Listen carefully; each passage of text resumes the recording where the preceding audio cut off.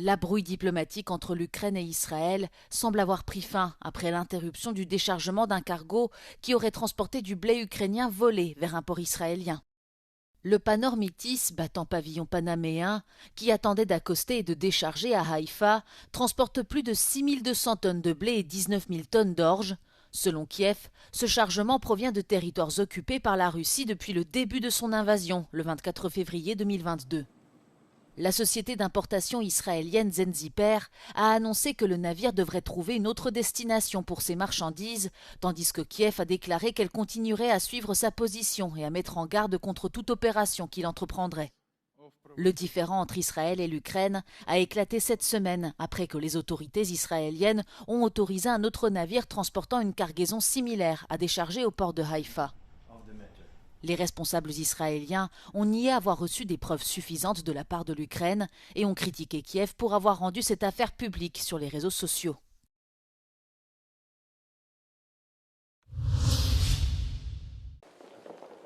La chef de la diplomatie européenne, Kaja Kallas, a déclaré que l'Union européenne ne devrait pas s'humilier en cherchant à engager des pourparlers directs avec la Russie pour mettre fin à son invasion de l'Ukraine. S'exprimant lors d'une visite officielle en Estonie, elle a exhorté l'Union à ne pas tomber dans le piège tendu par Moscou qui consiste à formuler des exigences maximalistes. Russia does not want to engage in any kind of dialogue.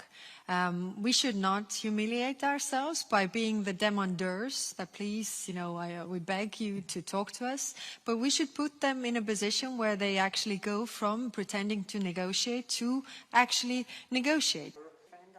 Kaja Kallas a également averti que Moscou préparait son armée à une confrontation à long terme avec l'Occident et a souligné la nécessité d'une dissuasion crédible.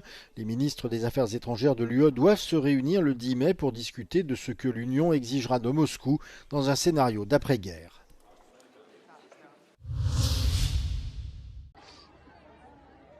Deux grands groupes médiatiques internationaux appellent le gouvernement israélien à lever l'interdiction qui empêche les journalistes étrangers d'entrer dans la bande de Gaza et d'y couvrir l'actualité.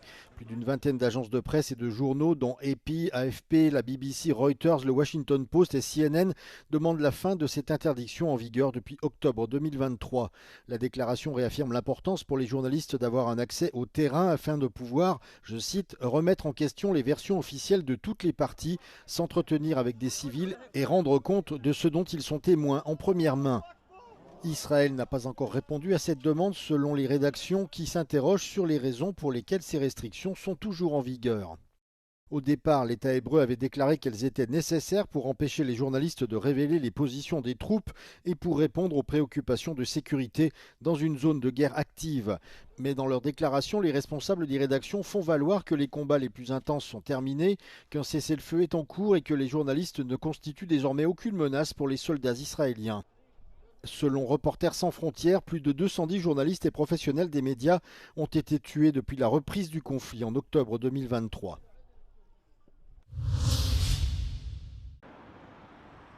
Il y a quelques années, la Belgique envisageait de sortir du nucléaire.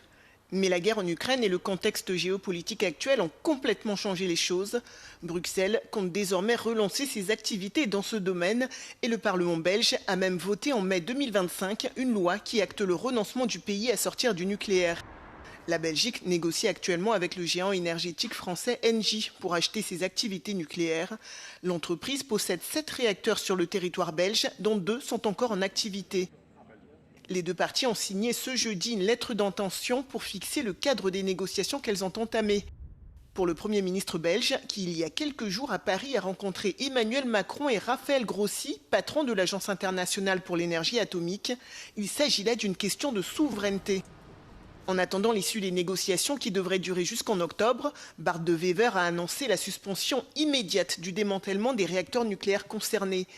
Mais ce changement de politique énergétique suscite la colère des ONG environnementales qui qualifient cette décision d'inattendue et sidérante.